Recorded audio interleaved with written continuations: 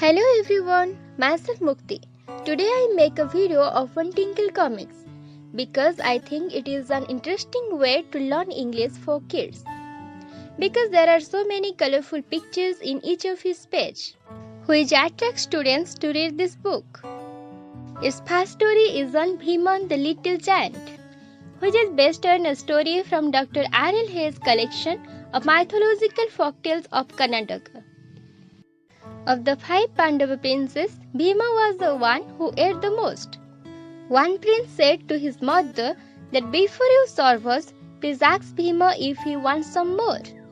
After all of them had eaten, the 4 princes said that, "Come on Bhima, let's go to the jungle and play."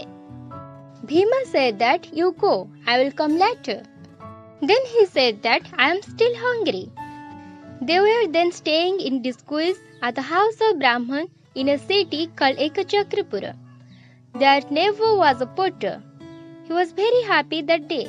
He said that, "At last everything is ready for my son's wedding. I have all the coconuts and jaggery we'll need for the ceremony. I can hardly wait for the great day." As he was walking away from the hut, he saw Bhima talking to his mother. Bhima said that, please give me something to eat." His mother replied that, "But you have just had your lunch, Bhima, and there is no food left in the house. Go and play with your brothers now." Potter exclaimed that, "Poor boy, I don't think his mother gives him enough to eat." Potter said, "Come here, my boy. Are you hungry?" Bhima replied, "Very, sir." The potter said, "Go to my hut, you will find some coconuts and jaggery there." Bhima replied surprisingly, "Coconuts and jaggery?" The potter said, "Yes, go in and eat as much as you want." The Bhima said, "Thank you, sir."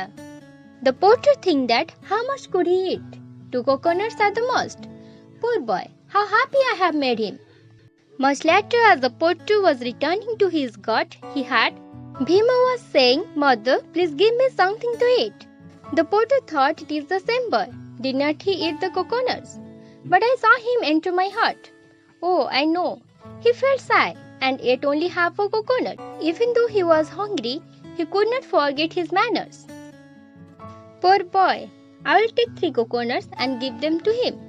But when the potter opened the door of the hut, he got to stock of his life. He was eaten all the coconuts and all the jaggery. Then he started crying.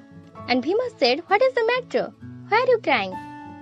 He said, "I spent all the money I had to buy those coconuts and their jaggery for my son's wedding," and then started crying again. Then Bhima asked, "How did you get the money to buy those coconuts, uncle?" Then he replied, "By selling pots." Then Bhima replied, "Then why don't you make some pots and sell them?" Then the potter replied, "I make those pots out of clay. From where can I get so much clay now?" Bhima went to a place where he had seen potters collecting clay. That pile should be enough. He picked up the huge mound of clay and took it to the potter. "Here you are, sir." Then Bhima said, "Will it do?" The potter immediately began to walk on the clay. Now the potter said, "Now go home and leave me alone and never come near my hut again."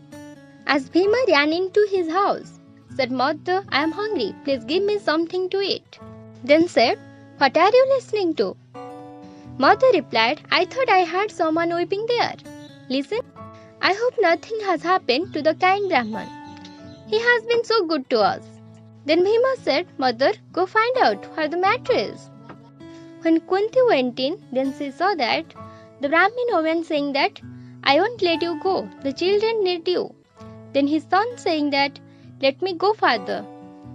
And both are saying that, "Let me go," and the other saying no. Then Kunti said, "Go where? Why are all of you crying?" Then the Brahmin said, "You perhaps don't know, good lady, that in this country there lives a Rakshas called Bakasura. The people of the city have to send him a cartload of rice each day." Then the Bhimas exclaimed, "A cartload of rice?" Then the Brahmin said, "We don't mind giving him the rice, but the Rakshas eats the buffaloes that draw the cart and the driver too." Each family in the city takes turn to provide a driver for the cart. today it's our turn.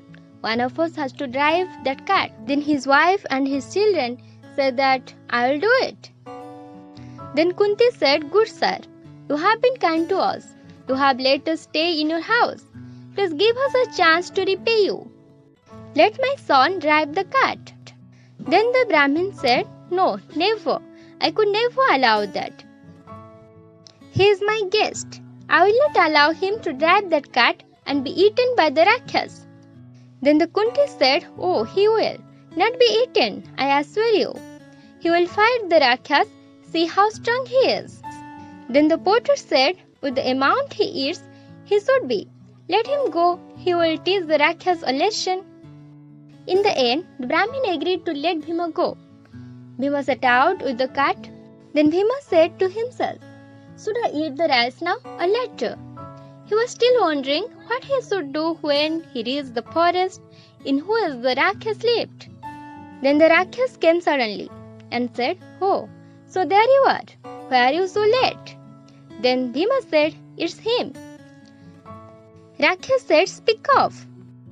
Then Bhima thought that I had better eat the rice before he gobbles it off, and started eating. Then the Rakshas said, how dare you eat my rice? It was sent for me. I will eat. And thought him. And then said, oh, so you think that you are very strong, and wait till the tree hits you. Then Bhima caught the tree in one hand, and in the other hand he continued his eating. Then Bhima said, there, I have finished. Now to deal with that Rakshas. In no time at all, the Rakshas lay dead at Bhima's feet. When Bhima returned home, Kunti said, see, he was back. Did not I tell you he was strong? Then the potter said, and did not I tell you he can eat? See, he was finished the whole cartload of rice.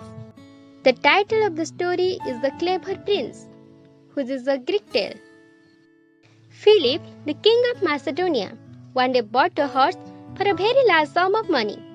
But later, when one of his men tried to ride off, the horse threw him off. Many other men too tried to ride the horse, but it threw them all off. Then king said, the trader from whom I bought it told me it was a gentle horse. Why is it behaving like this? Then his son said, I think I know, father. Let me ride him. Then king said, all right, go ahead.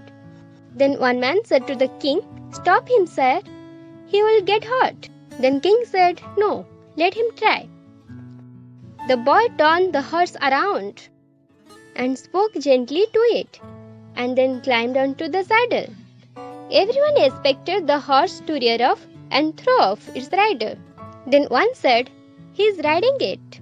And king said, that is my boy. Then his son said, it was his own shadow that was frightening him, father. When I turned him towards the sun, he could not see his shadow. That is why he became so gentle. Then the king said, I am proud of you, my son. You deserve to be king of a larger kingdom than Macedonia. The boy was none other than Alexander, later known as Alexander the Great.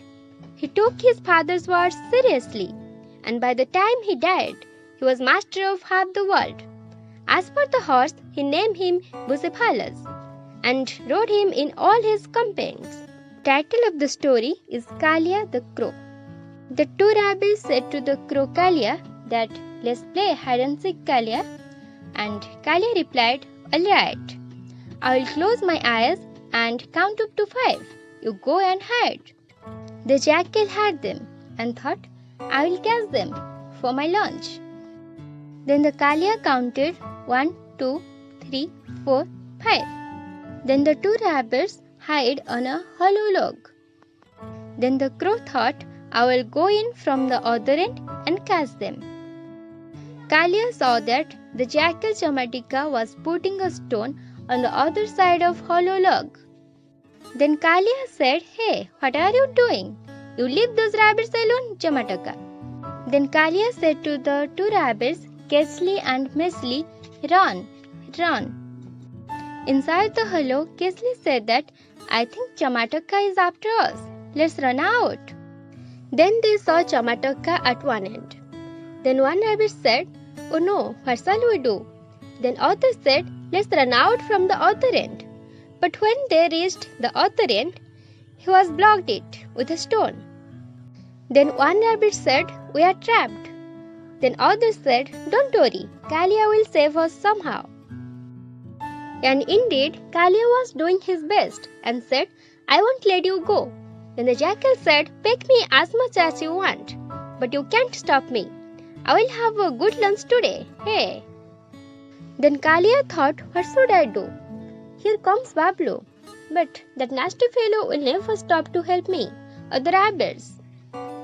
Then Kalia said, Chamataka, please bring some honey for me too, will you? Then Bablu said, honey did you say? Where is the honey? Then Kalia replied, in this hollow log. There is plenty of it, but we'll have to push that stone aside. Then Bablu threw the stone, and the rabbits ran away and said, thank you Kalia, we are so frightened. Then the Kalia said, we are safe now. Then Bablu said, I can't see anything. No, I can see something. And then asked to Chamataka, where is the honey? You had better go in and get some honey for me. Then Chamataka replied, but there is no honey there. Please believe me, Bablu. Then Kalia said, poor Chamataka, he is in real trouble now. The story is upon Nasruddin Harja. It is an Arabic folktale. About 500 years ago, there lived an Arab called Nasruddin Harja. One day as he was walking in the street, a man came up behind him and threatened him. Then Nasruddin said, what? Why? How dare you? Then the man replied, oh, I'm sorry. I thought you were someone else. Then Nasruddin said, you did you? You can tell that to the judge. I am going to complain about you to him. However, when the man was brought before the judge, then the judge said, oh, it's Hassan, my friend. Did you hit this poor man? Then the man said, yes, Your Honor. Then the judge replied, then you will have to pay a fine. Yes, a fine. You have to pay 1 copper coin. Come on, pay it off to this man. Then Nasruddin said, what, only a copper coin? Then the man said, but I don't have any money with me. I will have to go and get it. Then judge said, go then. Then Nasruddin thought that these two fellows are friends well. Nasruddin went behind the magistrate and then thumped him. Nasruddin said that the fine for that will be 1 copper coin, won't it? Well, you can keep the coin that the man has gone to bring. I have to be going now. Thanks for watching. If you want to get more videos of on it, please like and subscribe.